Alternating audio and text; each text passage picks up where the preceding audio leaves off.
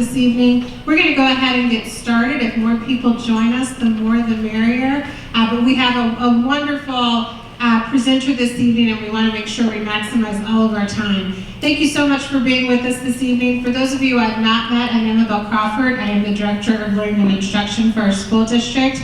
And tonight's parent meeting is all about online safety. We have the pleasure of having Detective Richard Rostowski with us. Richard has been with law enforcement for over 30 years. He's a retired law enforcement officer with the Naperville Police Department. He has spent his last 22 years as an internet crimes investigator with the Naperville Police Department. He has been a SWAT operator for the past 22 years, and he is one of the founding members and an affiliate member of the Illinois ICAC. He is an instructor for the Department of Justice and various law enforcement mobile training units across the United States. He is the creator of the Illinois sexting law, swatting law, child exploitation online, and the new SRO mandatory certification law. So all that to be said, we are in very good hands this evening. So a few details for this evening. The meeting is being recorded so that we will be able to share it out with our community tomorrow, so we can have it posted and we can get as many people as possible learning this really valuable information. For that reason, I'm also going to ask that we hold questions until the end of the presentation. We'll stop the recording so that Richard can answer some of your questions. I will ask also, if you have very personal questions related to your family or your child, let's ask those individually if you come up at the end, just to protect everyone's privacy. If you are new here to being at Parker, bathrooms are to the right and to the left. Also, if you haven't, be sure to stop at our table, get handouts, and sign up for the raffle. We've got some great raffles to Dunning's Market, just in time for Thanksgiving. So I'm going to hand it over to Richard. Thank you so much. Thank you so much. Good evening, everybody. Thanks for coming tonight. I'm really impressed with the turnout. Usually nobody shows up. But I understand that we have 800 students in the school, right? So why are there not 800 parents here, right? Kind of gonna scratch your head. So let me start with a stat. One internet predator, just one, will have 250 victims in their lifetime. 250, if they're not stopped. So there's two reasons for that. Number one, the biggest reason, is that parents suffer from a deadly disease called the NMK syndrome that sets your children up for failure. What is that? Educators know what that is? Not my kid. I don't need to go to that internet safety presentation because my kid would never take naked pictures of herself. I don't need to go to the presentation because my son would never talk to a predator online. He knows better. And my kids know what will happen to them if they do. So every week I get that call. Starts out in Roblox. Roblox is the biggest predator site in the world. There are more predators on Roblox than any other site in the world. I just came back from Dallas about a month ago. And we had a round table with Roblox, me and my cohorts with the Internet Crimes Against Children Task Force. And we crucified them that they're not doing enough. They're not giving us enough, they're not reporting enough, and they're allowing this to happen. And the reason why they allow it to happen is because when you opened up chat on a gaming platform, predators can talk to your kids all day. And you'll never know it. Because your kids are telling you, oh, it's just a nice little game. Oh no. There's so many sexual rooms that your kids are brought to when they start playing. It's unbelievable. And if you're not in it, you would never know. Okay, so I gave you a handout how to keep your Roblox account safe. All right? The second reason why predators are so successful online is because law enforcement is not trained on how to take a cybercrime report. They don't learn that in academy. I tried to pass a new law where I wanted 8 hours to teach in all 5 academies how to take a cybercrime report and child exploitation. Because if we're not training our police officers, here's what happens when you report, 50% of the time, when you report that your child's being sextorted. Police will come to your house, And they'll say, you want to report what? Sextortion. My kid was made to take naked pictures by a predator online. Oh, well, you know, lady, if you want me to take the report, I'm going to arrest your daughter for taking the pictures. Well, she's being manipulated by a grown adult. Doesn't matter, she's still taking the picture. So if you want me to take this report and spend my time, I'm going to arrest your daughter. You still want the report? Yeah, I didn't think so. Because police officers make up excuses if they're not trained. Because nobody has ever taught them, right? So that's my mission. I teach about 300,000 students across the country. I have 7 instructors. We teach the parent presentation in English, Spanish, Polish, and Arabic. We're teaching here. I have instructors in Yorkville and Oswego teaching tonight. And then I train about 6,000 police officers a year. So I really, really understand how this happens, okay? Before we get started, I would like you to pull your phones out. This is a very interactive presentation. Go ahead and pull your phones out and scan my QR. If you have an iPhone, just open up your camera. There's going to be a gold bar that comes up. Just hit that. Then add to contact, and then done. If you have an Android, a banner will appear. Just hit save contact. If you are technology deprived, I will help you.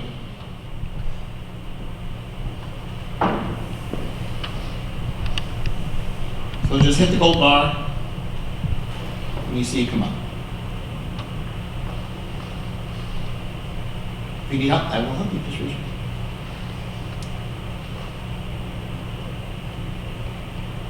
The reason why I do this, because there is no fear. The worst fear of all is having your child victimized in your own home, and you don't know what to do. That's why I'm here. I want you to be able to call me, to reach out to me, to text me, email me, and I will drop what I'm doing and I will help you. Let me help you with that.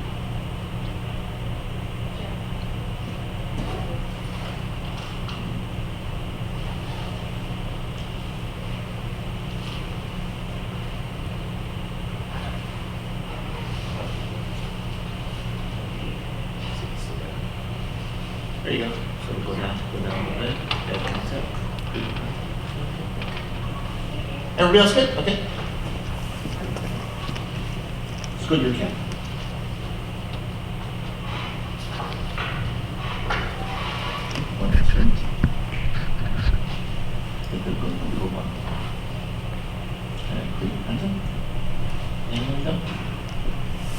Anybody else enough? We good? Okay. So who am I? What do I do? So I've been a police officer for 33 years. I started with the Village of Summit Police Department where I grew up. Then I got tired of arresting all my friends I grew up with. And so I left there and I went to Naperville in 1990. And I spent 5 years in patrol. And then in 1995 I went to juvenile investigations. In 1998, we had a subject come from Brentwood, Tennessee. Drive all the way up to Naperville. Pick a 13-year-old at the corner of her block, take her to a hotel, he raped her, the guy didn't kill her, and let her go back home. So when she went home, she told her parents what happened because she was really scared, and they brought her to the police department, and he met her on this thing. How many of you have never heard of America Online? Yeah, like when I teach young cops, they have no idea what AOL is, right? They're like, AOL? Yeah. You know, they were all born in 1990, right? So I have to explain things to them slowly. So and then what happened was we didn't know anything like what an IP was, geolocation metadata, GWIDs. We didn't know any of that stuff. So we decided that I was going to take over her account and become her. Well, 2 weeks later, after I did that, he started talking to her again, which was me. And then 6 months later, he decided to do it again. This time he met me and my SWAT team. And that was the start of our internet crimes unit. So we started working with other towns, doing their cases, and it was just exploding in chat rooms, right? So then in 2000, the Department of Justice created something called the Internet Crimes Against Children Task Force. And as one of the founding members of this task force in Chicago, it was run by the Attorney General's office. So currently today, there are 7,000 detectives like myself. And what happens is that there's 2 ICACs in Illinois, one with the Cook County State Attorney's Office, and the rest of the state is with the Attorney General's Office. I was with the Attorney General's Office. So what I started to do, I started to teach in the schools in Naperville. We had 5 high schools we fed into. We had 20 junior highs, 20 middle schools. So I started teaching in the schools thinking that if I train kids on what predators are doing, and I train parents how to watch their kids, I'll get more cases and I'll arrest more predators. That's what my thought process was. Well, 5 years into that, I was asked to give my stats to the chief and to this conference. So what I did was, anytime I got a case from the school, I put a marking on it called internet investigation. So I pulled all my internet investigations. The first year I did it, I had 50 cases. 50 predator cases that the parents and the kids would report. And then once I started to do the education, I was like, man, this has got to go up to 60 or 70, right? It went down to 40. Next year it went down to 35. Year after that went down to 25. It's like, what's going on? My hypothesis was, if I arm people how to report, they'll report it to me, right? The opposite happened. When you train students and parents how to watch their kids and what predators do, you get less victimization. And not call that a win, right? So what happened was, I started getting calls from other school districts about me presenting in other schools. Well, my chief in my city is not going to send me somewhere else, right, on overtime. So I decided to create a program called Be Sure Consulting. It's a consulting program, consulting business. And so since 2010, that's what I've been doing. And we just get bigger and bigger and bigger. Today, we signed a deal with Texas Internet Crimes Against Children, and we're going to be teaching in all the school districts in Texas. So not only do I train students and parents, I train law enforcement how to investigate internet crime. Okay? So what we're going to do is we're going to talk about what to do when your child sees a threat, predators on social networks, applications on cell phones. We're going to talk about some of the laws in the state of Illinois. We're going to talk about what parents should do when they see online threats, how to protect your kids, and biggest thing of all is what are the 5 pieces of evidence if, God forbid, any of this stuff happens to you or your family, okay? So in internet crime, it's all investigated the same. It's a simple 3-step process, okay? And in this process, it starts with you giving us the 5 pieces of evidence. And we're gonna hit that really hard today, okay? But before I get started, there's some things that we have to make a foundation when it comes to having talks with our kids, okay? Now, I'm gonna have the ability to talk to your children as well. So, what happens is that I already told you that parents suffer from a deadly disease, and they bury their head in the sand. They think their kid would never do that. Not my kid, not my kid, not my kid. But what parents also have to understand is that your children own nothing until they're 18 under Illinois law. They own nothing. I don't care if Nana, Nonu, Tia, Tiu, Grandma, Grandpa, Jaju, Busha, whatever, bought them that new iPhone 17 for their birthday, they don't own it. You as parents are not only responsible for their food, clothing, shelter, and education, you are responsible for their technology as well. All the way up until they're 18, they own nothing. Okay? I don't care if they cut grass all summer, babysit all winter, and they bought it with their own money, that new iPhone 17. Guess what? They don't own it. You, as parents, allow them to have it or not. So let me give you another revelation. There is no such thing as privacy for your children. Okay? Can I get an amen? Yes. You are responsible for them. They live in your house. Those are your rules. You own them until they're 18. And then you have social worker people say, well, you gotta give them their space. And they have to be able to make their own mistakes. Oh, hell no. I have been through so many victims. I've arrested over 400 internet predators in my career. You know what the common denominator is? All of those real victims I had a parent allowing them to charge their devices in their rooms at night. When you allow your child to charge their device in the rooms at night, they will be victimized. I promise you that. I was just telling her before we started. I was at St. Charles Catholic School.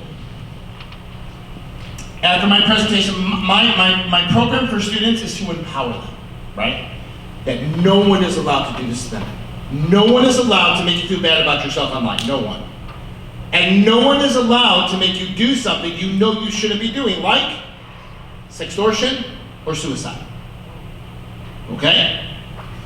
And I tell them, if you're looking at my slides for the hour I'm going to be with you, and I'm triggering you, like you're like having a panic attack in the stands, like, oh my God, yeah. Oh my God, yeah, this is it. You need to come see me after the presentation.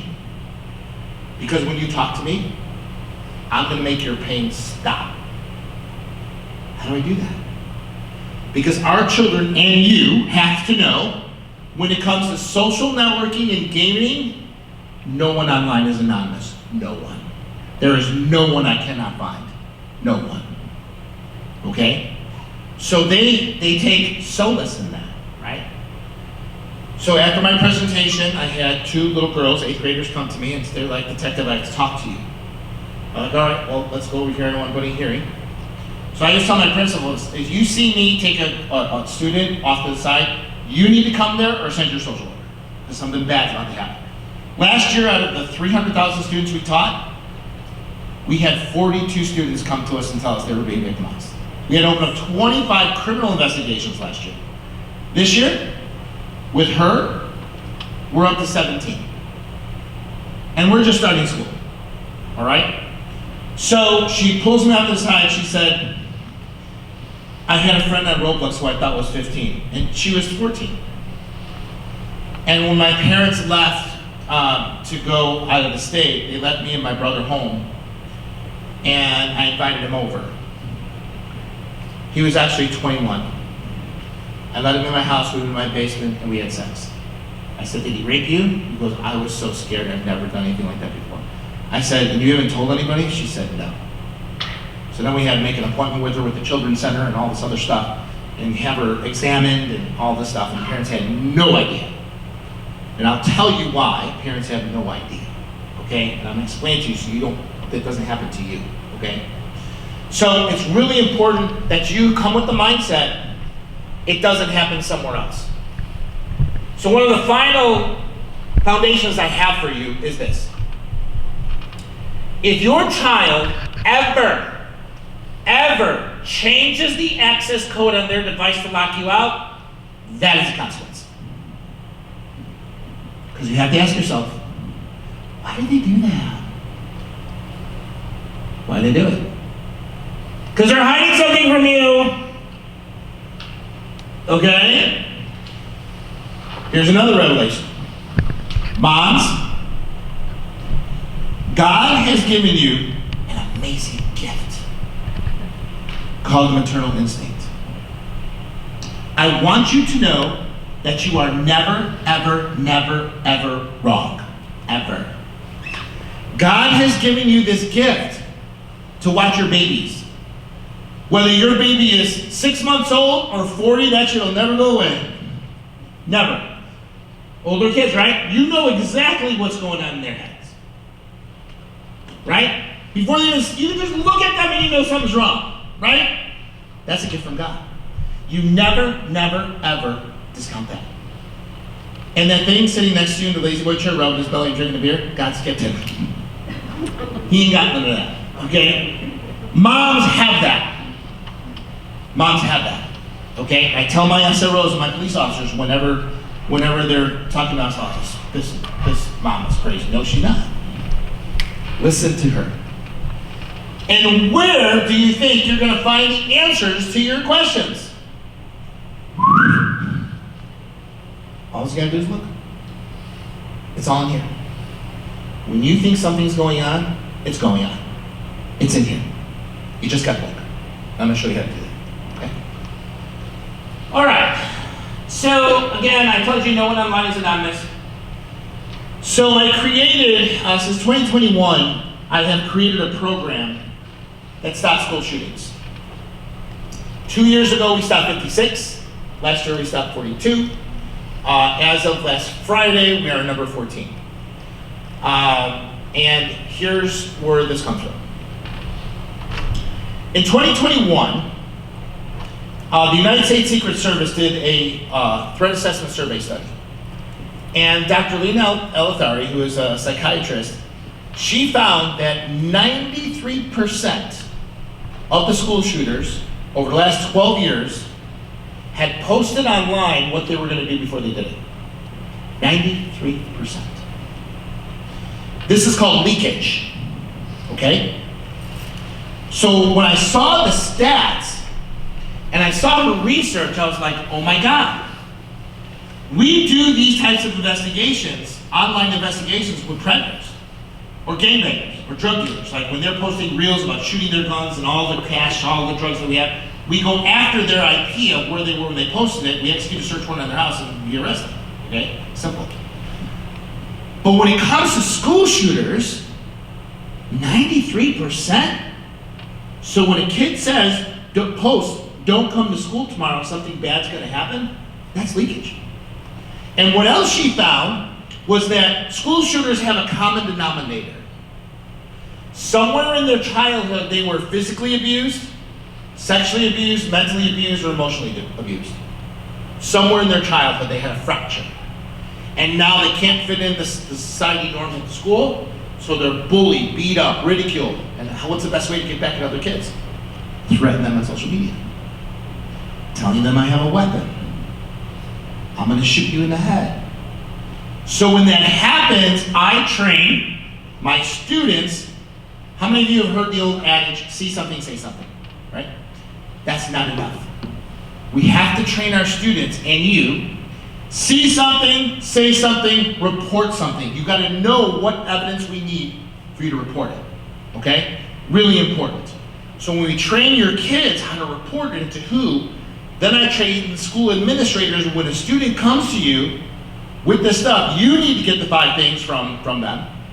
And then you transfer it over to your SRO or local law enforcement, and within 2 hours we can locate where that threat came from. Have you guys ever been swatted at the school? Swatted? You guys have an HF, right? Swatted, yeah. So when swattings happen, I train my SROs, they find out where it came from within 2 hours so they don't have to shut down the school. That's how easy it is to investigate internet crime, okay? So it's really important if your son or daughter comes to you, you have to report it immediately. If they tell you, I saw this on my Snapchat group message, and they find it on Thursday or Friday, don't wait till Monday to come to school and report it. Time is of the essence. We need the information now. If you can't find anybody from school to get a hold of, then call 911. We need that intel as soon as possible. When someone says they're going to shoot up a school, they infer someone's going to shoot up a school. Number 10 happened about 3 weeks ago. We had a transgender 8th grader down in Jefferson County, Illinois. She was in the bathroom, and she was taking a video of all the different places that she's going to shoot up in the school. This is what my school looks like before I do the deed. And then she made references to 0 Day, which is a school shooter movie. And she had little pictures of them in her video reel. So within an hour, we knew we did our thing. We found out who she was, where she was. We had take her into custody. Within the hour, we went to her house. And Mom didn't have any guns, but she also stayed with her grandparents. Grandpa says he's got a shotgun and a 45 in his nightstand. He had the shotgun, yeah, you open up the safe, shotgun was there. Okay, let's go to your nightstand. Gun was gone. She had it. She was gonna do it. But because of the leakage, we were able to stop it before it happened. So why am I telling you all this? When your kids come to you and they find out that something's going to happen in school, you need to report it immediately, okay? And here's where kids go sideways. Sometimes they abide by the old adage, snitches get stitches, right? and they won't dime their friends out who are going through this mental health crisis, okay? So sometimes they don't say anything, but what I do, when I was a sniper, we always used to play this game in our brain. What do I gain, what do I lose? What do I gain, what do I lose by going up there? What do I gain, what do I lose by going down there, right? I play the same game with that. What do you gain by not telling anybody? The confidence of your friend.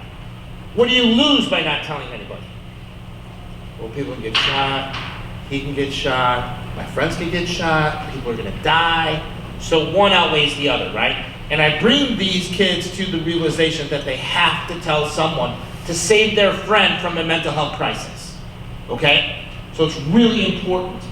And they have to know, I always tell them, do not repost a threat that you see.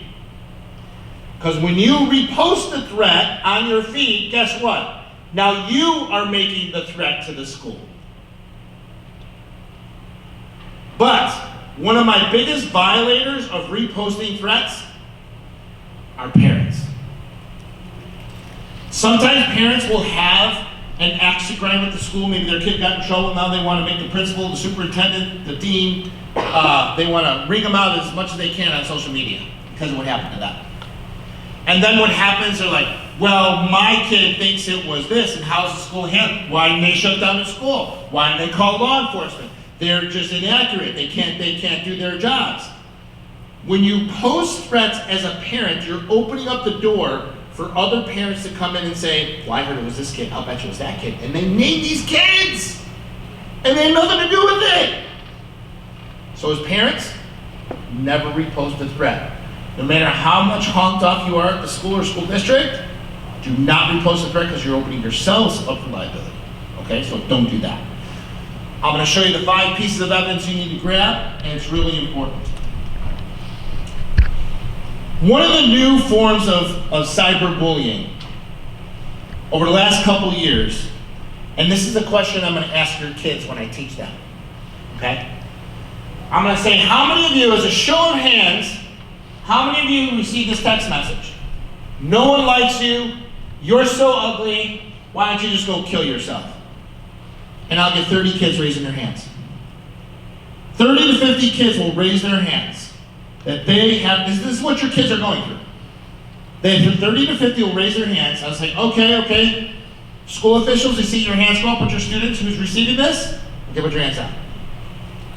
Now, out of you 30 or 50 students that raise your hand if the person that sent you this text message is sitting here in this room right now. 75% will keep their hands up. Our kids are doing it to each other. And who's responsible for that? You are. Because you are responsible for everything they do. They don't own that device. You own that device, right? So it's imperative that you know what they're doing. And we're talking about monitoring here in a second at the end, okay? So when I do this, I act like I get all upset. And I was like, I am sick and tired. I'm seeing these hands go up because the person in this room is sending that message. If you empower, you think you're so special, you think that you can say anything you want to anybody, what if they did it upon your command? Because you don't know if that kid has mental illness that you're sending this to. And you're saying it just to make fun of them and be cool in front of your friends. You don't know if they're being abused at home. You don't know if they have time for themselves. You don't know if their parents are drug addicts, locked up, or drunks, and nobody pays attention to them. And just maybe, that one final straw to break the camel's back is you telling them, why don't you just go kill yourself? And they do it upon your command. How would you feel about yourself?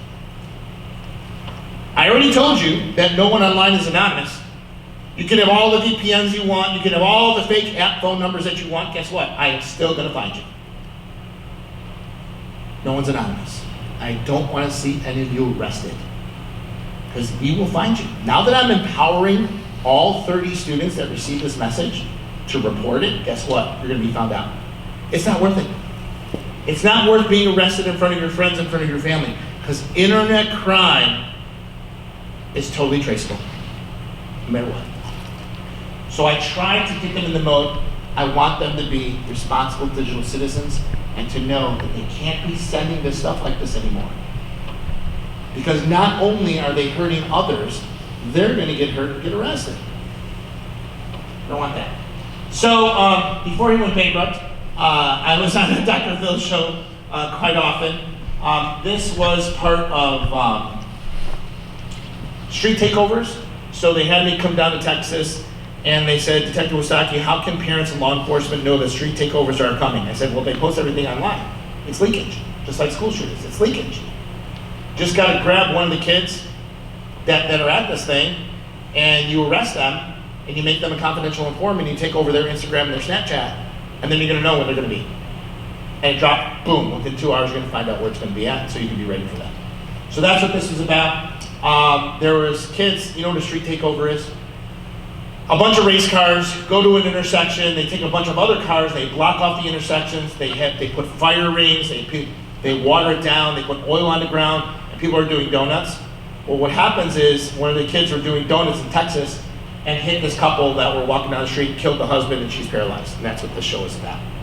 So here are the 5 pieces of evidence that you need to be aware of. To add someone to the conversation, a retired cybercrime detective who travels the country training students on how to properly report takeovers and other crimes that they see online. This is going to be important to hear because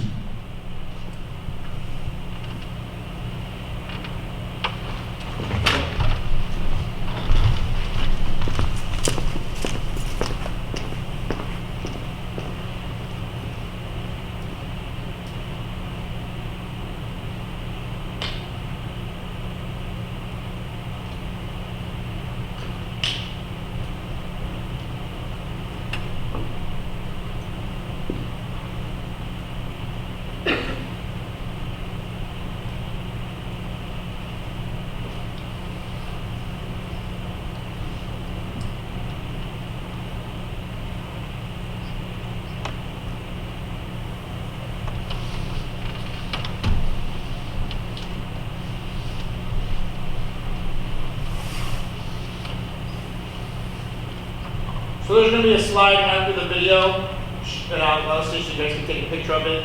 And you can see, as you can keep it with it.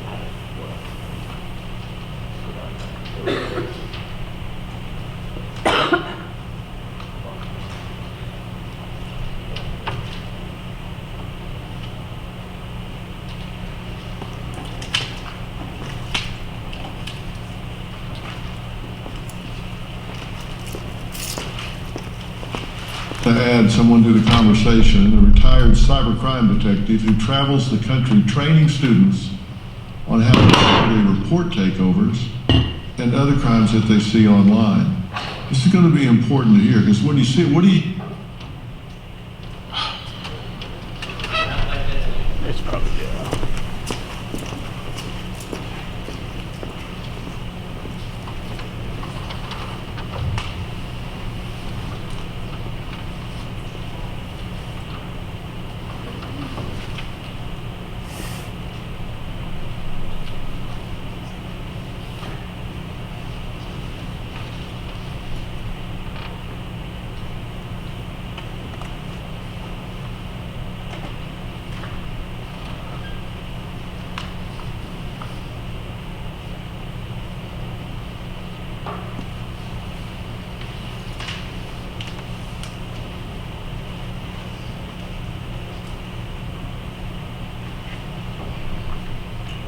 I'll just bypass the video, just go to the slide after that.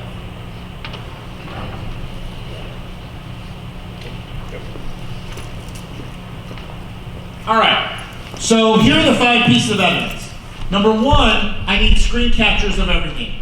The chat, the profile, what she said, what he said. Screen capture everything, print it out, and make it a file. Print it out, and make it a file. Number 2, I need a screen capture of the phone number that's texting them, or the gamer tag on the game, or the social network user ID, or the email address. All of it or some of it. I need a screen capture of that. I need that printed out. I need you to save that as a file somewhere. Okay? Now, number 3 is very important for you to understand.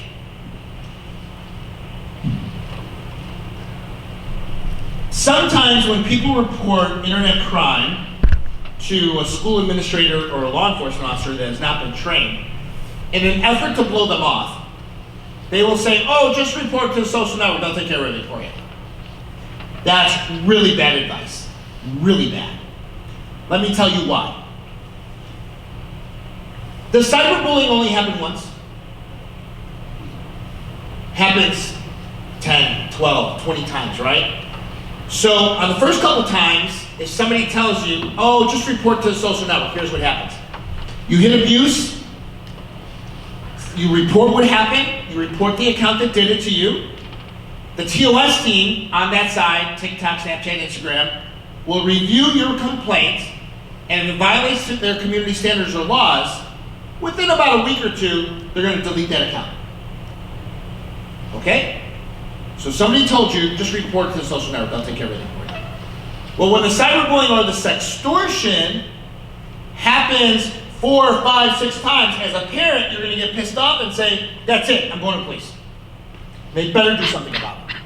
So you go to the police department, maybe they take your report, maybe not. Maybe they take your report.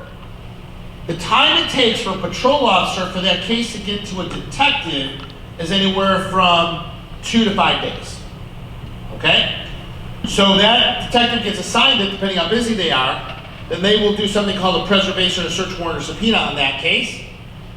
But in the meantime, they delete it. So when he or she sends that search warrant, what are they going to get back? Absolutely nothing. You killed your own case. So if you want us to find out who it is, don't report it to the social network. If you want to make them accountable, don't report it to a social network. Grab the 5 pieces of evidence and let the police do their job if they know how to do it, right? Now, if you don't care who it is, you don't just think somebody should know, when you're not really interested in getting them in trouble, then by all means, yes, report it to the social network. But if you're going to make a police report, do not report to the social network, because they may delete the stuff that we need, okay? All right, number 4. I need a detailed type statement as to what happened and how it made them feel, all right? For example, I was in Roblox. I was playing with gamertag so-and-so. I was gamertag so-and-so. After about 2 months, he said, let's go to Discord. We went to Discord chat, and then he sent me inappropriate pictures, and he said, you owe me 1 pic, so I gave him a naked picture, and now he's extorting me for more pictures, and this is how it makes me feel. I'm really scared. I need details, typed up, printed out, and saved as a file. Now, number 5, go ahead and take a picture of that now. I need everything printed out, and then you need to save it on a flash drive. Not 1 flash drive, 2 flash drives. Keep 1 for yourself because cops will do stuff. So just have 1 as backup, okay? So when the police come or you go to the police department, here's all the printed copies, officer, and here's a flash drive of everything that I'm giving you. Why do we need a flash drive? Because in law enforcement investigations, we are connected to something called a portal. Every single social networking gaming platform has a law enforcement portal. We have to upload your complaint, the screen captures, the statements, the user ID, up into this portal so we can get the information back from them in a timely manner. So once you give all of this evidence to law enforcement, we are going to be able to better find who this person is, okay? Any questions on that? All right. So I want to show you what happens when you call the police and they show up at your door. Let me set this up for you. This is in Columbus, Ohio, a year and a half ago. Dad works 9 to 5, single dad, has an 11-year-old daughter. I already told you the worst website for predators right now is Roblox. There are more predators on that game than any other game. So he comes home at 5 o'clock, he's calling out for his daughter. She's not there. He goes up into her bedroom, she's not in the bedroom. But all of a sudden, he sees a blue glow under her closet. He opens up the closet door and there she is, naked, taking inappropriate pictures of her body parts. She said, Daddy, I'm so sorry, I have to do this for my friend at Roblox or else he's gonna tell everybody. So he calls the police. Calls the police at 6. They don't show up until midnight. Watch what happens.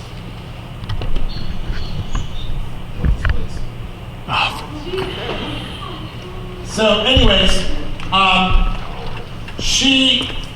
police comes at 12 o'clock and he comes out of the door and goes, well, she's sleeping now. And she goes, Dad says, I just want you to talk to her because somebody's manipulating her on the internet from this game. And I just want to know, you probably can't find out who it is, which we can. And so the police officer, she says, well, it still happened though, right? Yeah. She goes, and she's taking pictures? Yeah. Well, you know, if we take the report, we're going to arrest your 11-year-old daughter for taking the pictures. He's like, what? She's an 11-year-old girl. It doesn't matter. She's taking pictures. She's making child pornography. No, she's being manipulated by a grown-ass adult on this game. Doesn't matter. She's still taking pictures now? He goes, have a nice night. Are you serious right now? Yeah. So luckily this went viral. And 30 days off, no pay. What the worst thing about this whole story was, Columbus, Ohio is one of the best internet crime sections in the state of Ohio. So how does this happen? They're not training their police officers. They found this guy in Virginia. He had 10 victims as young as 9 years old doing the same thing. Found them all in Roblox. Okay? So please understand, it's really important that we need to have technology talks. I'm going to show you how to do that.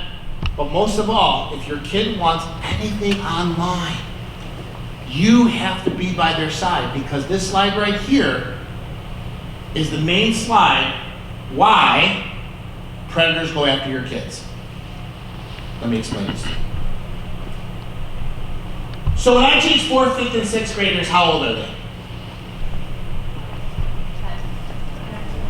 10, 11, 12 maybe, right? Yeah. So when I talk to them, I go like this. All right, where are my 9-year-olds? Yeah! Where are my 10-year-olds? Yeah! Where are my 11-year-olds? Yeah! Where are my 12-year-olds? Over here. All right. How many of you guys got TikTok? Yeah! How many of you guys got Snapchat? Yeah! How many of you guys are in Discord? Yeah! I'm like, wait a minute. How could you guys be in those social networks if you have to be 13 in order to be in there? How could you get in there?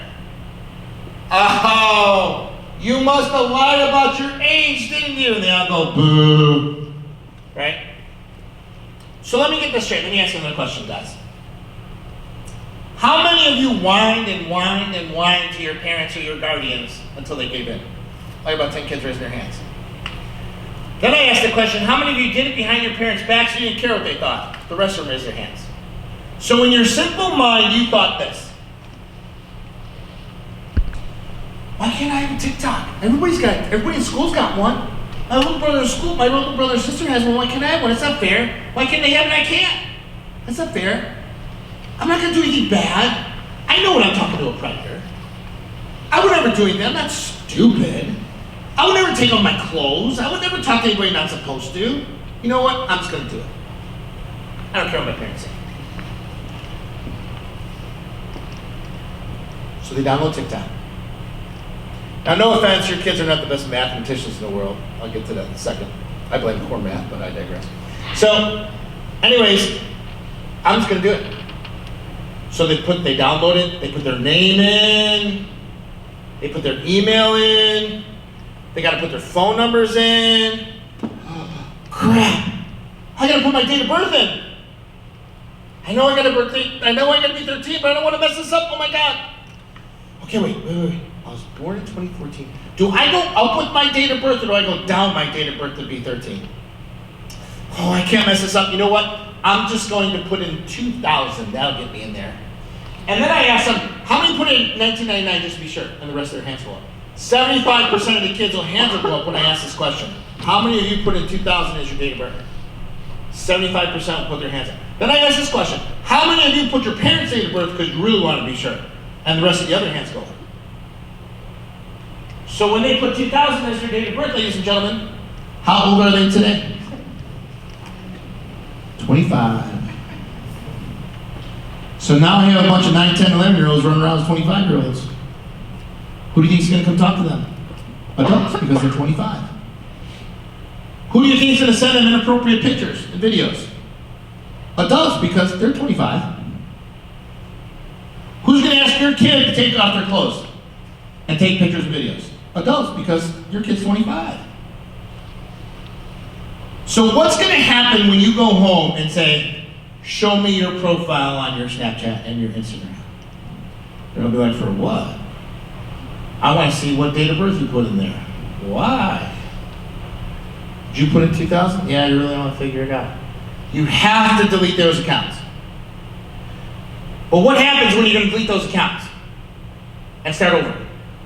No, you can't delete my account. I got all my followers. I can't be an influencer there. You're 11. You get over it. Okay? Parents have to run the roost. And I tell the kids, you're not going to be an influencer, ever. And you know what? If you are an influencer, it's going to last for about a month or two, and you're going to get tired of it. Nobody becomes an influencer. And sustainability. No one. You'll never last more than 6 months, ever. Think about it. You're 11. Ain't going to happen. Okay? So we need to shake our kids into reality sometimes. You know what I mean? Then we got to be the parents. But this is the reasons why predators are going to come find your kids. Now, if you bring it down to 13 to 17, right?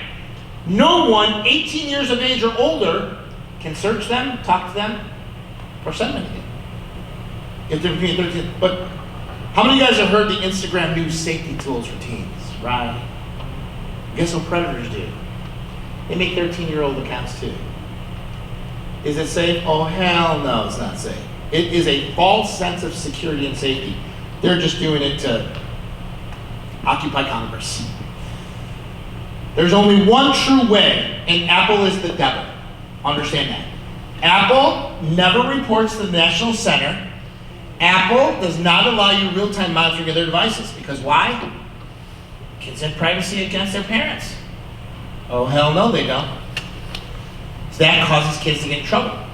The only true way that Apple can make kids safe is that when you have an iCloud as a parent, and we tried to pass legislation for this last session in about 5 different states. We're trying to make Apple and Google, for the Google Cloud, for Android, that when you set up your Apple account, you put in your kid's account, and then you put in their date of birth. When the parent puts in the child's date of birth, they can no longer download apps that are 13 years of age and older. And they can't have access to content. But Apple and Google don't want to do that because it hurts their customer base, because they can pay down the ads and clicks that your son or daughter is going to add and click. They don't want to keep kids safe. They want to make more money off your kids. That's why they don't do it. All right. So I did Freeport Middle School. One of my first schools I did this year up in Freeport. And look at all those 25-year-old 4th and 5th graders. They all had Snapchat, and they all put in 2000. I left that school with 3 victims. 6th grade, 7th grade, and 8th grader was being sextorted by a freshman in their high school.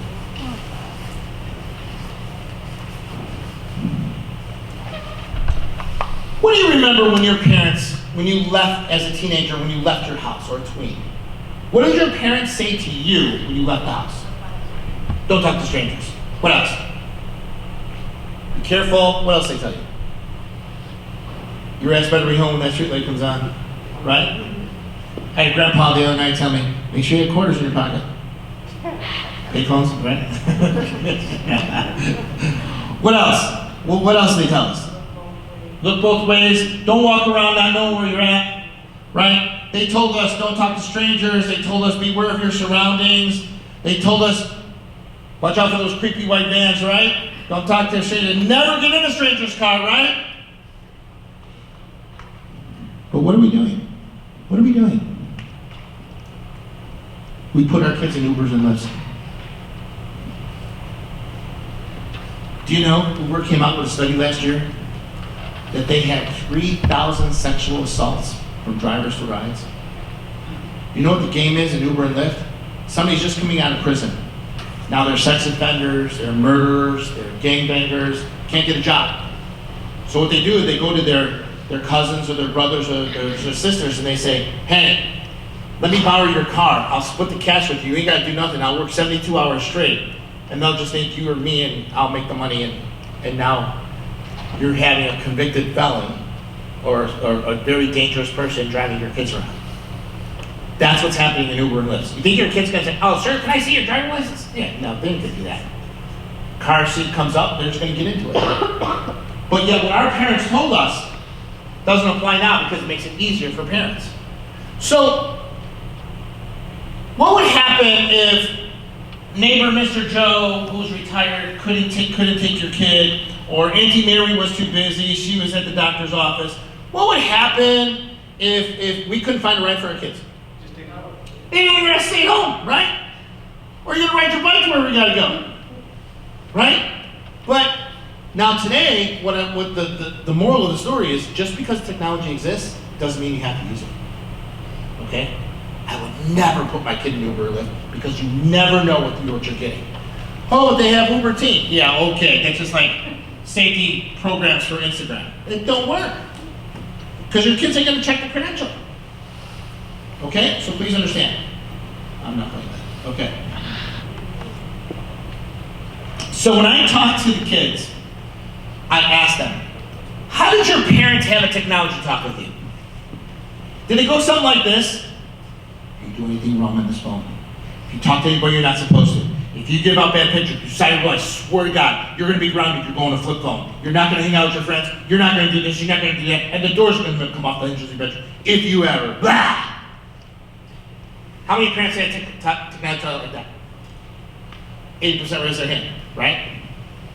So the next question I have for them, so if you get catfished, or if you made a mistake by sending something you shouldn't have, and you think you're going to get in trouble for it, are you going to go tell your parents? They're like, oh, no way.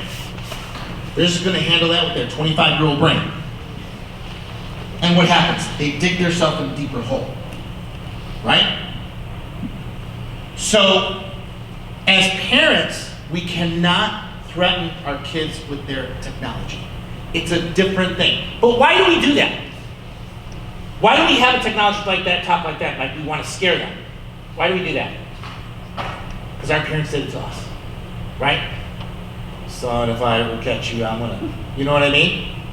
But we can't do this. This is a whole different thing because it's happening in your house underneath your noses, okay? So what I'm going to do is, I want to introduce you to the golden ticket rule. What the golden ticket rule says is that when you leave this presentation here tonight, ladies and gentlemen, you're going to go back to your kids and say, hey, with this presentation last night, we had no idea what was going on Roblox and social networks and gaming platforms and how predators can get to you. We had no idea. So remember when we threatened you that if you did this, if you did that, we're going to do this to you, do that to you? Yeah. We want you to ball that up and throw that out the window. What you have to understand as our child is that we are responsible for everything that happens to you. Everything that you do until you're 18 is on us. So what we want you to understand is we're going to talk about something called the golden ticket rule. If anybody tries to make you feel bad about yourself, if anybody tries to make you do something you know you shouldn't be doing, and maybe you did it and now you're really scared, you need to come to us before it gets worse so we can help you. If you come to us, we're going to give you that golden ticket pass, and there will be no consequences for what happened. None. Because we don't want you to dig yourself in a deeper hole. We have to take care of you, and you have to trust us enough to help you. This is the golden ticket rule. So let me tell you a story. So I've been teaching golden ticket for the last, 15 years, right? And as parents, when you give them that golden ticket rule and they come to you, there will be no consequences for what they did. None. But it doesn't mean you can't redefine their boundaries, right? Redefine their boundaries, right? So maybe you take them off that social network and you find out the reason why they're there is that they put a date of birth in 2000. You delete that and create another one that you have access to, right? Now that you know something's going on. Let me ask you guys a question. Are any of you thinking about getting your kid a cell phone app right now? In that great area? Maybe, maybe not. Okay, whatever you do not buy them an iPhone. I know some of you are like, shit, I just gave my old one. Apple does not allow real-time monitoring of their devices, okay? And you guys have a handout called BART that's on the table if you didn't get it. BART will do a great job, but it's not real-time.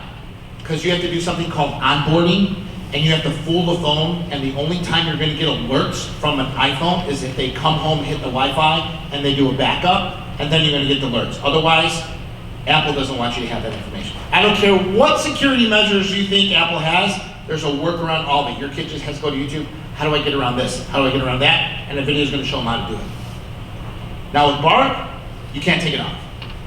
Okay, we'll talk about more about that later. So back to the golden ticket. So I was in Oregon. I was there all week last May. And usually I do a 3-day law enforcement class and I do a 2.5-day teaching parents and students in their school district. So I usually arrive on Sunday morning and then I drive there, and then at night we have a really nice dinner at someone's house and we talk about how the week's gonna go, okay? So as we get done with dinner, the superintendent comes up and he goes, Rich, we have a present for you. I said, a present? What are you buying me a present for?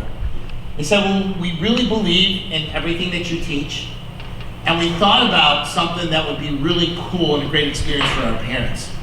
And so he said, open it up, it's really heavy. And I'm like, what is it? So what they did,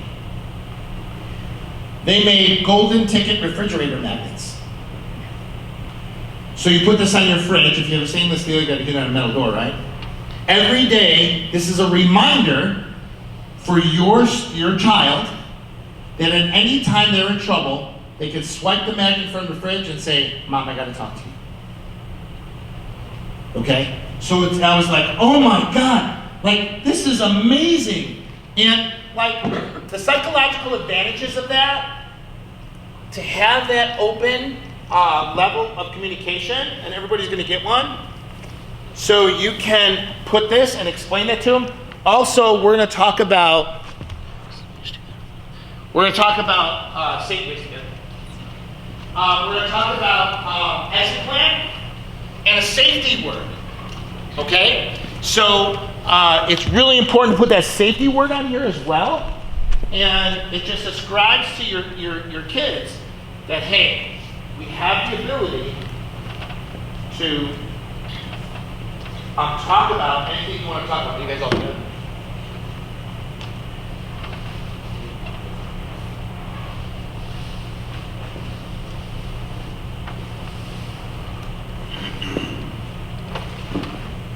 And these are on my website, and if you know somebody that wants one, they're on my website, you can get them there, or my TikTok shop. And so this is the conversation, right? Say, look, this is going to go right up on the fridge. Anytime somebody's bothering you, you're having a problem with something, I want you to know that we're responsible. We're here to hear you anytime.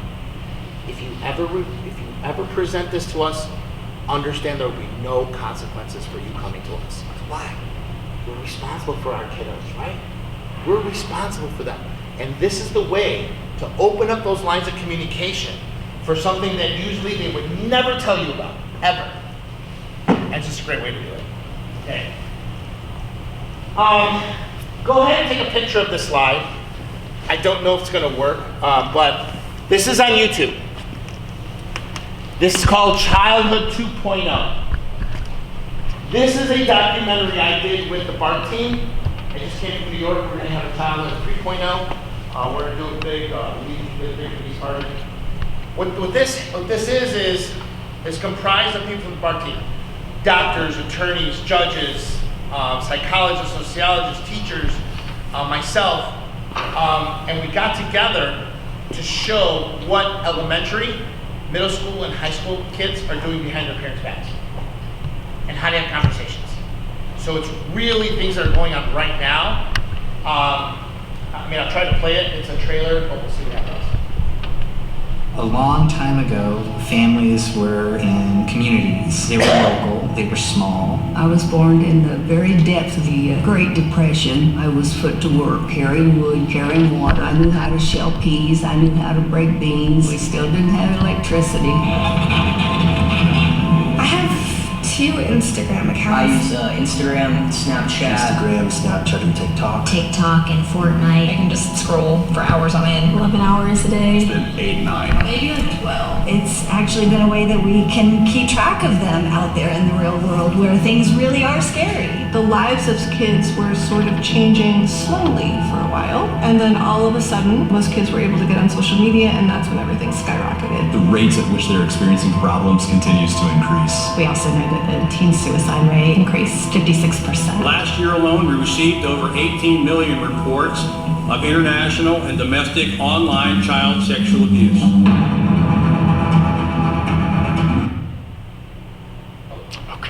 Almost made it. So yeah, the technology talk is really important, and the sooner you do it, the better it is. Explain to them that you are responsible for whatever they do, and it just opens the door. Now there's a way you need to watch this motion picture, this documentary. I want you to watch it without your children.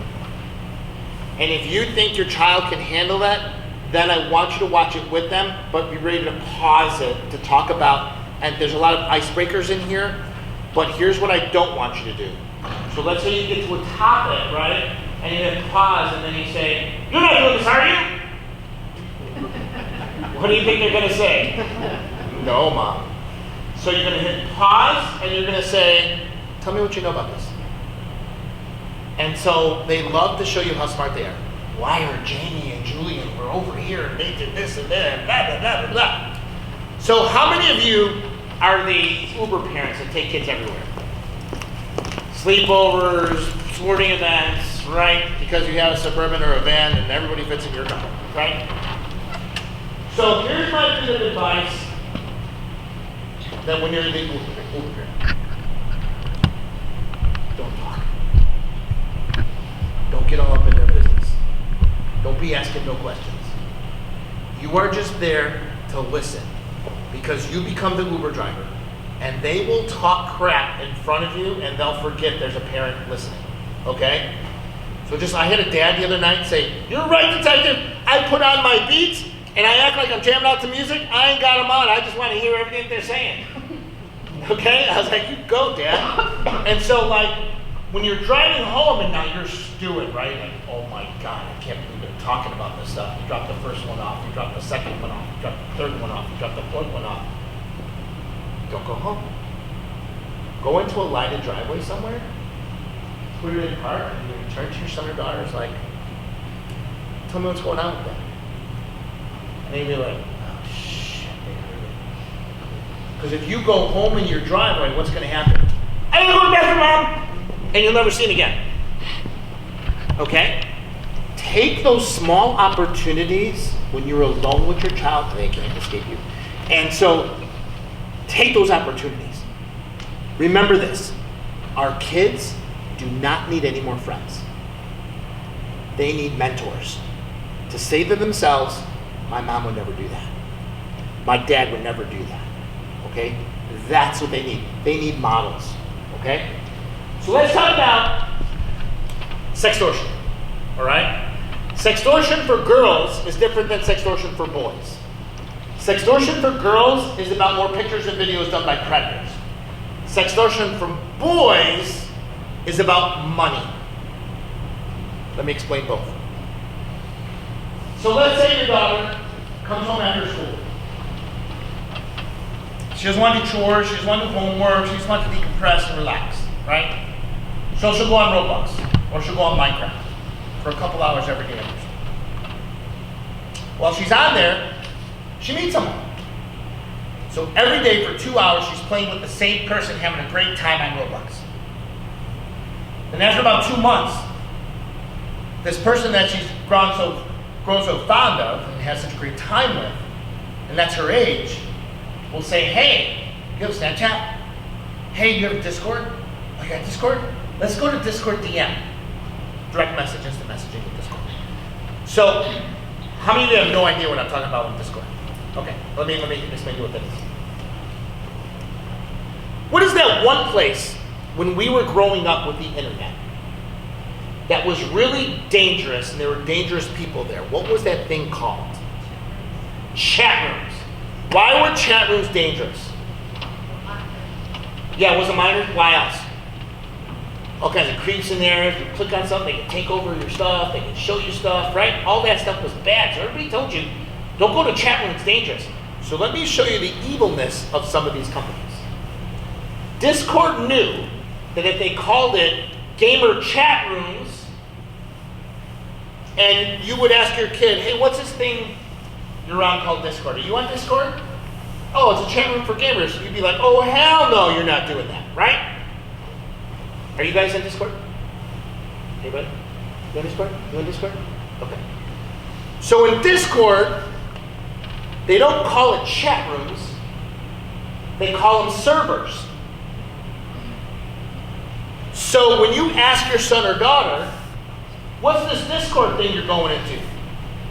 Oh, I make my own server. And as working adults, give me a definition of what the server room is at work. What is that place at work? What's the server room at work? Yeah, it's where all the IT people go, right? Can anybody go in there? No, you gotta be really smart to be in there. So when your son or daughter says, well, I make my own servers, you're so smart. Go ahead, exactly. And parents, they don't know what it is. Make no mistake, it's a chat room for gamers. Okay? And they have direct messaging chat. So what they'll do is, first red flag I give your kids, if they take you off the gaming platform to go to private chat, you are not talking to who you think you are. That is your first red flag. Because if I had something to say, why not say it in the game, right? I've been talking to you for 2 months in the game. Why do I gotta go over there?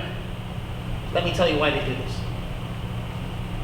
There's a place called the National Center for Missing and Exploited Children. We call it NACMEC, right? I'll explain it to your kids too. NACMEC, every single social network gaming platform and cloud service, except for Apple, reports to the National Center. One of two things. Grooming chat between adults and children, and CSAM, child sex abuse material, child pornography. So if any of those two things are going on, this AI program that is inside the gaming platforms and the social networks, this AI program will read the chat and flag it for a security agent. Security agent reads it, yep, that's grooming, sends it to the National Center for a cyber investigation. And then that case gets assigned to one of 7,000 people like myself in the IPAC. Predators know we do this.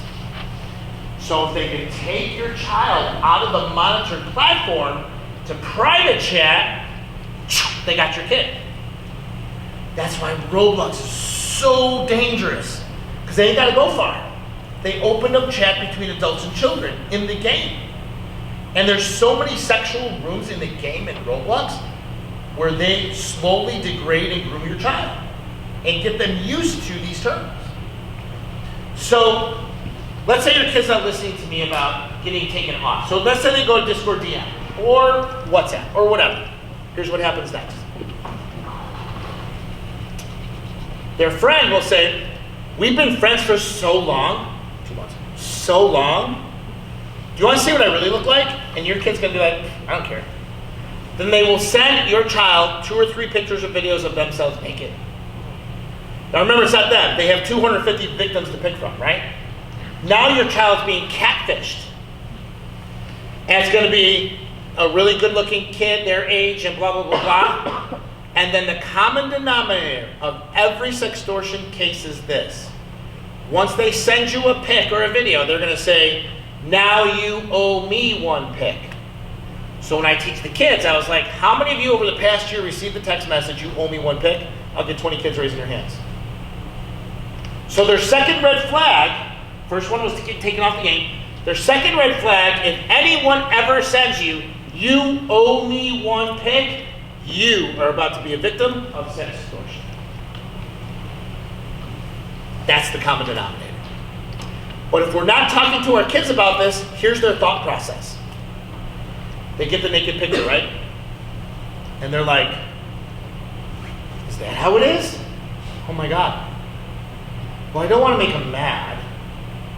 We've been friends for so long. There must be some internet law, and he says I owe him one pic. I must have to reciprocate something, or else they're going to be mad at me. They won't play with me anymore. Nobody's going to know. Right? 3 days later, that friend they've known for so long says, hey, how do you like your new Instagram with your naked pictures on it that I made for you with your name on it? I'm going to send it to your church. I'm going to send it to your family if you don't make me pictures and videos every week. And if we're not talking to our kids, here's what the girls go through. Oh my God, why is she doing this to me? I gotta go tell my parents. Oh wait, but tell my parents. I'm gonna be grounded. I'll take a photo. You're not gonna see it. I don't want to be grounded. I don't want to get in trouble. I don't want to lose my phone. He says if I only take one video, he'll leave me alone. I'll just make one video. Like happened in Ohio, right? That's what happened there. It's never one video. It's never one picture. It's going to continue. Your kids can't have it anymore, and they have a breakdown.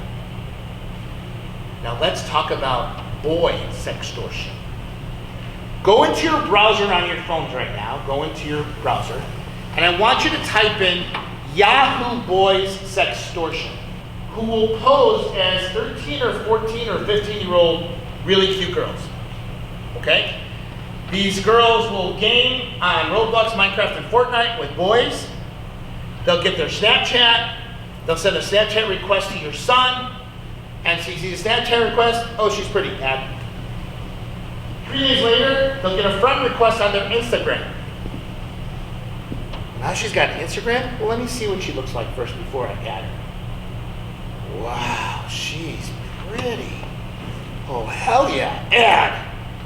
Then the next day, she talks to your son. Hey, what are you doing? Not much. I'm bored. What are you doing? Not much. How about you? What are you doing? You know, I'm bored. You want to do something? Sure. What do you look like? What do you look like? Boom. Say. Do you like what you see? Give me a boob shot. Give me this. Give me that. Now let me see what you got. Now you owe me one thing. Let me go in my bedroom. And you girl won't talk to me. Lock the door, right? And then your boys get all naked and they take pictures of themselves. What's happening in the background? Your son is like, oh my God, I finally get to see a girl. And they're copying the contact list and they're making a quick account in your son's name. And then they're taking the pictures that they already have because they're sharing, and then send that naked picture to one of his buddies with his face on it. And now when the sex session is over, now that I have you, you're going to pay me $250 gift cards. Or else this is going out. You got 4 hours to give it to me. In the meantime, his buddy texts him and say, dude, what are you sending me this stuff, you weirdo? He's like, oh my God, it's already started. So either they'll run down the hallway, pound on your door in your bedroom like, Mom, I made a mistake. Or, wait, I think I got an Apple gift card I think I got a present. Okay, I got an Apple gift card. All right, scratch out the back. Give me the code. All right, you got the code? All right, I got the gift card. All right, don't send any more pictures, please. You got the $250, forget it. Please, don't do it anymore. Now I want $300. Now I want $400. Now you better go get your parents' credit card and give me the security code and the number on the back. We've had so many high school boys, because they like to target athletes, commit suicide. And they push them to suicide. They think it's fun. So again, this happens.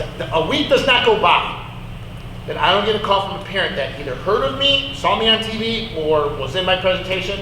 You're not going to believe what happened. And I have to walk them through it. So here's the thing, if God forbid any of this happens to you, don't pay the money, ever. Give me those 5 pieces of evidence, right? Screen captures, user IDs, everything, because you're gonna have a bank, you're gonna have an email, you're gonna have a Cash App or a Venmo. Screen capture all that stuff for us. Within 2 hours, we can obliterate everything that they're using within 2 hours. When I'm teaching in the high schools, I tell the boys, look, it happens to them all the time. If this happens to you guys, and they do send your pictures out, just tell them, it wasn't me, it was AI. Somebody's got a beef with me, they AI'd me on somebody else's body. That ain't me. That's the excuse I want to give them.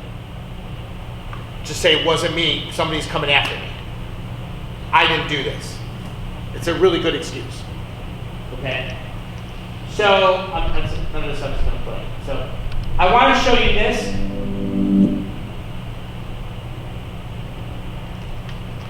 Go in your browser right now and type in this. Take it down, .ncmec.org. Take it down, .ncmec.org. This is a website done by the National Center. If your children are ever involved in sextortion, all you got to do is go to this website. You're going to upload all the naked pictures and videos that they were told to take, that they released. What's going to happen is the National Center is going to grab these pictures and videos, and they're going to take the digital DNA from the pictures and videos. This is called a hash value, okay? They're going to take the hash values, and they're going to distribute that hash value to all their different partners. Now, if you click on participants, go to the hamburger and click on participants, every social network is going to get those hash values, that mathematical algorithm, and it's going to be put on a do not possess, do not transfer, do not download list. And you will virtually eradicate your son or daughter's pictures from the internet by doing this. Okay? Let me see if this video will play. Losing control of your nude images online is terrifying. And if you're a teen, it may feel impossible to reverse it. Well, you can't go back in time and unsend. We can help you move forward. So it's taking down that ncmec.org right there. Okay. I have about 20 minutes left, so just to give me some time, I won't hold before we're going. AI is the new pain in my butt. Okay? I want to show you, I don't know if it's going to play, I'll try it, but the amount of how fine detail these AI videos are. All of you know about Sopranos. Look what they're able to do. They made everybody into a baby.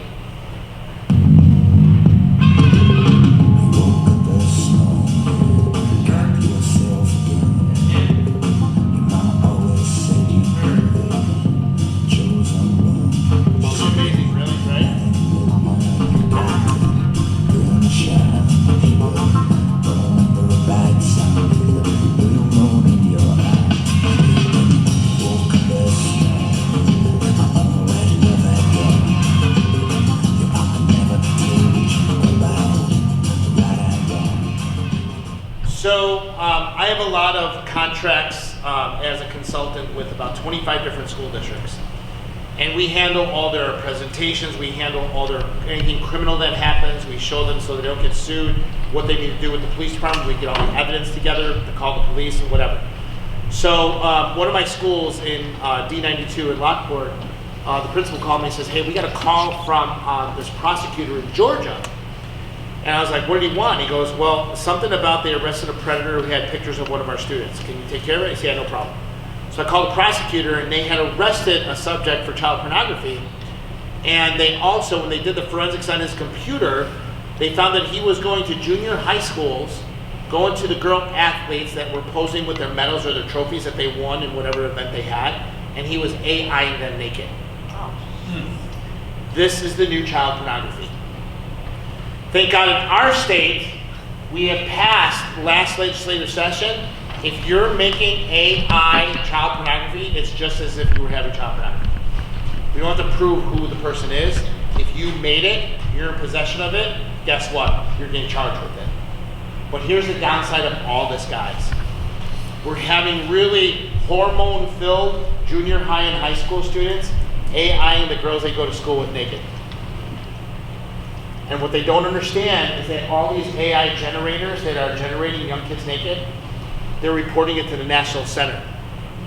So I have to tell our boys in junior high and high school, look, if you use AI generators, you're going to get caught if you AI anyone naked.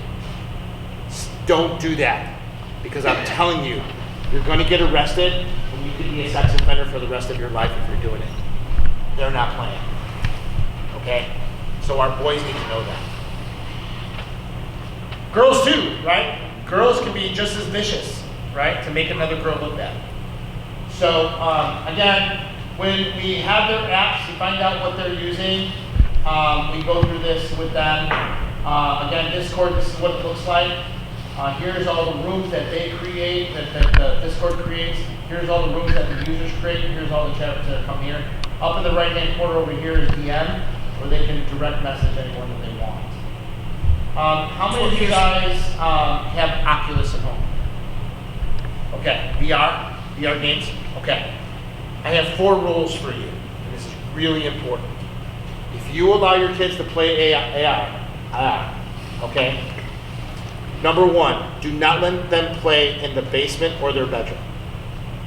Only in a public room of the house. Living room, family room, TV room, dining room. That's it. Because predators will try to get them to their basements, try to get them to their bedrooms so they can have their way with them. Number 2, go into settings and turn on the mic, the speaker in the headset. Turn on the speaker. Because you're going to be able to hear those predator questions, right? Your kid is too busy playing the game, right? And predators will ask questions like, who do you live with? Do you live with your grandparents? Do you have a dad? Do you have a mom? Right? What time do they come home? What's your underwear size? What's your bra size? These are all predator questions. And your kid's so busy playing the game, sometimes they don't hear the questions. But as the adult in the public room of the house, you may hear it, okay? Number 3, go into settings and turn off messaging and chat. They are there to play a game. They don't need to chat and message with someone while they're playing the game, okay? Number 4, go to your app store right now. And go to your app store, your Google Play, and type in this in a search. Meta Horizon. Meta Horizon. Now, Meta Horizon, when you download it, you can Bluetooth connect your phone into the headset of the VR, and you see exactly what room your kid is going into remotely. Meta Horizon. Okay? That's really important. If you allow VR in your home, please follow those rules because we have so many kids being victimized in Oculus. So again, Roblox, this guy posed as a 12-year-old boy named Derek, playing with this girl, 11-year-old girl, for 2 months. And finally, Derek says, hey, my dad wants to take us to McDonald's. And there was a McDonald's right around the corner from our house. He goes, all right, I'll ask my mom. No, don't ask your mom, we're right around the corner. So he pulls up in his truck, and the 12-year-old's out there. He goes, oh, he's saving us a seat at McDonald's. We're just going to go join him because it's crowded McDonald's. So she gets in the truck, he pulls away, he duct tapes her, thank God. Parents had a chip in her, the tile in her cut out into her soul, and they were able to get her 135 miles away from where she was. How does this happen? Where'd they meet? They met in Roblox. So many predators there, it's not even funny.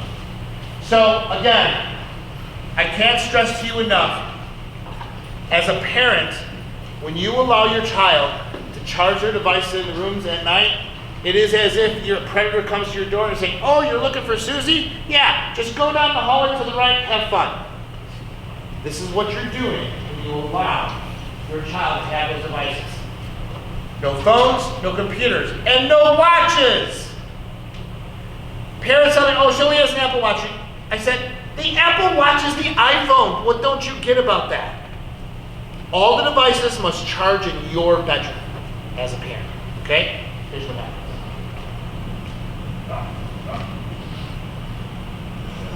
Dinner in 5 minutes, Evie.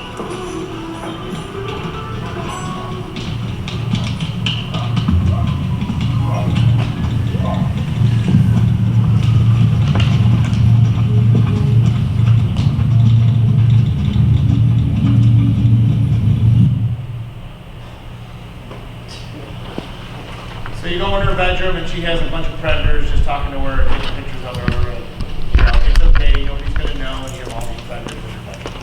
So again, if you do take away anything from this presentation, do not allow your child to charge their device and everything. So when you invoke this new rule, right, when you get home, what's the blowback? What are they going to say? But I needed to wake up in the morning. Go to Walmart, buy a $10 coffee, same way. But I need to set 3 alarms. Go to Amazon, buy 4 for $3. Put them in strategic places of the room your ass gonna have to get out of bed. Shut it off. You need to be parents. Just because the technology exists doesn't mean you have to use it. And the single most thing that will victimize your child is allowing them to charge their device. For sure.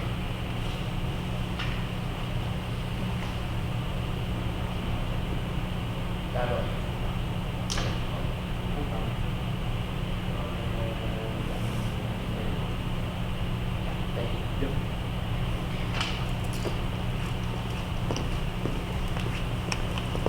So when you allow it, this equals this in school. A lot of kids falling asleep, right? Classrooms? When it comes to parent-teacher conferences, I tell my teachers, if you have your kids fall asleep in the bathrooms, ask the follow-up question. Are you allowing devices in the rooms? Once you take devices out of the rooms, we're not going to have this problem with your kid. Okay? Parents have to be parents.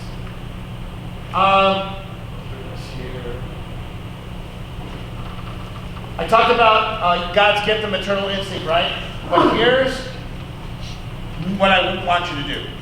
Never, ever, never, ever, never, ever tell your kids that you did when you were their age that was illegal. Never tell them that stuff.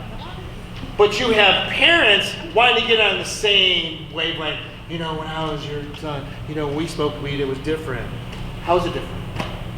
You know, well, when we put a kegger in the back of the car, we went to the woods, and well, that's what we used to. Why would you tell them that? Well, it was different when I was your age, when we dated our teachers in high school. Everybody did it. Why would you tell them that? Because when you tell them those things that you did when it was illegal, you're giving them that gift certificate to go do that thing. And they're going to try it, right? And when they try it because you told them you did it, right? When you got to go pick them up from the principal's office or the police, what's the first thing to come out of their mouth? They're going to throw you under the bus so fast. My mom didn't ask her. Let's go, Mom. I got time for this. What have you created? Our kids need mentors, right? They need mentors. They don't need to know what you did that was illegal. My boys think that I should have been in a monastery. I ain't telling them nothing. I used to have fake IDs going on the rush street, you know, in the 80s, it was all good, you know, so I was 16 years old doing that stuff. They don't need to know I did that, right? Why? Because they're going to try it. As parents, they look up to you, and they will do what you did. So don't tell any more stories. They don't need to know. Okay, we're going to do a couple exercises now. Okay? So go to your app store, and I want you to type in hide my pictures or hide my videos. Hide my pictures or hide my videos. I got about 10 minutes left. You're going to see 10 or 12 different apps that allow your kids to hide pictures and videos they don't want you to see. Okay? The most popular one is the calculator app. It looks like a calculator. It actually works like a calculator. And there is a default password, .1234. You hit the AC button here. When you do that, it will open up all the pictures and videos they don't want you to see. So how do you know if your kid has it? Easy. No kid needs 2 same calculators. If they have 2 of the same calculators, one of them is going to be a vault. Okay? Let's go on with this other one. How many of you guys have Snapchat? Okay, if you got Snapchat, go ahead and open up your Snapchat. I'm going to show you where they're hiding pictures in Snapchat. So when you go to your Snapchat, we'll go to their Snapchat. All right? You have the big round button, that's the snap button. To the left of that is a deck of cards. Click on the left of that deck of cards. Okay? Now at the top, you're going to see home, camera roll, AI settings, screenshots. Watch what I do with my finger. I'm going to take this, I'm going to roll it over. And on the right, you're going to see something called My Eyes Only. When you click on My Eyes Only, if a pad shows up, that means they're already hiding stuff in there. If they haven't set it up, it'll say, click here to set up your My Eyes only. This is a 4-digit PIN. This is where they're hiding the worst pictures that they own. This is it. Because they don't have to go anywhere to go take a picture if they're requested. They just keep them in this folder in Snapchat. Okay? So just be aware of that. So I want to go through some of the laws in the state of Illinois with you. This is our cyberbullying law. It really sucks.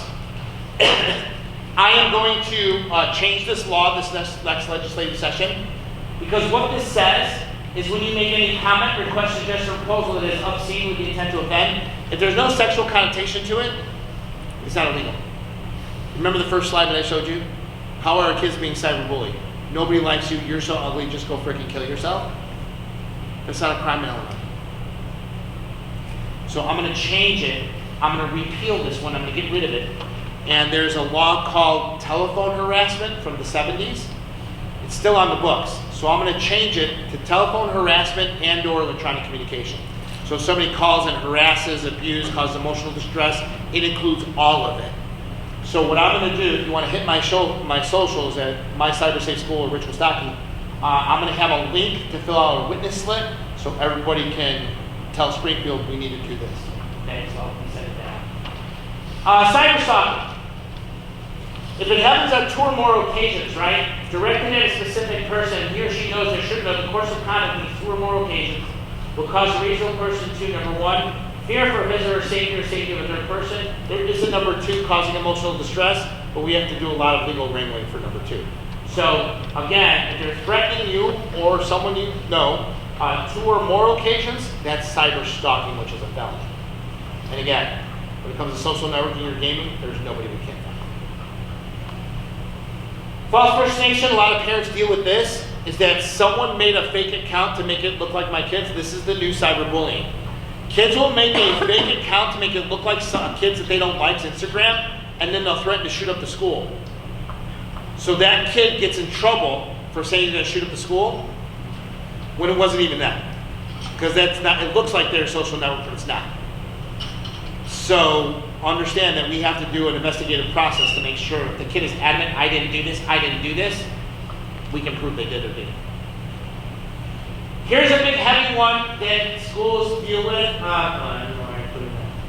So what I tell the kids is that it is a felony to pull your phone out in a bathroom or locker room and take a video or a picture of anybody pooping, dancing, fighting, putting on makeup. If you make a snap and you put it out, you just committed a felony without that person's permission. So I make sure all the kids know that. All right, exit plan. You need to make a secret code with your children now. And they will carry that with them all the way through college. It is a pact and an agreement. For my boys, we use XXX. If they ever hit me with a XXX, I know that I have to send them a lifeline saying, hey, where are you?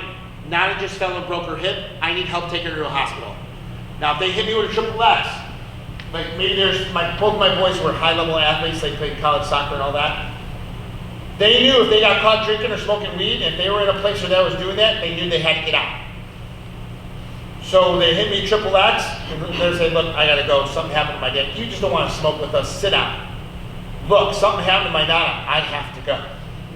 And then you're out, right? Now here's the thing.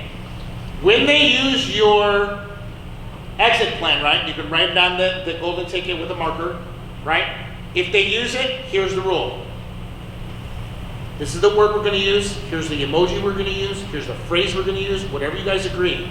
If you use it and I come pick you up, when you get in my car, I'm not saying a word. If you want to tell me what happened, I will listen and I will guide you. If you don't want to tell me what happened, whenever you're ready to tell me what happened, I'm not going to ask you one question. I'm just so proud that you're making adult decisions to get yourself out of a bad place. Whenever you're ready to tell me, if you don't want to tell me, that's up to you. But I am just so thankful you are using good decisions. You trust me enough by using exit plan. Such an important tool for our kids. Believe it or not, guys, My kids used it when they were in college.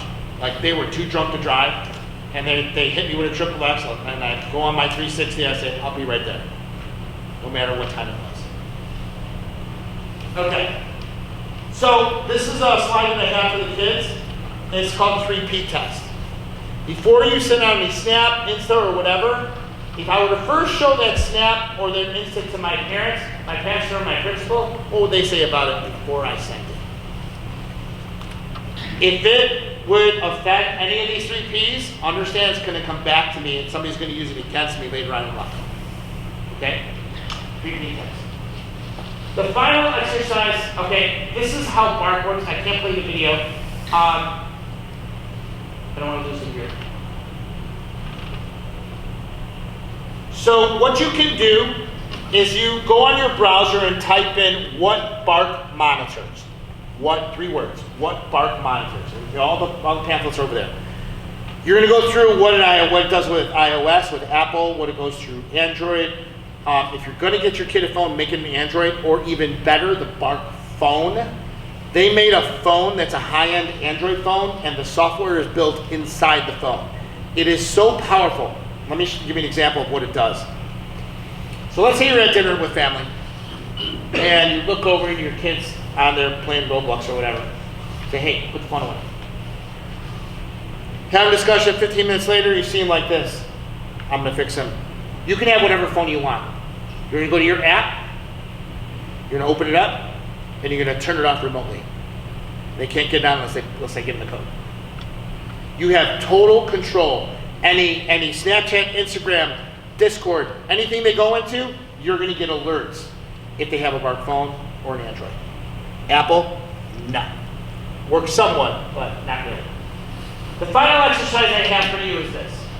This is the last slide I'm going to show your kids, but we're doing exercise in this when I show you what the slide is. So I'm going to tell your kids, if anyone ever tells you, don't tell your parents about this, they're going to harm you eventually.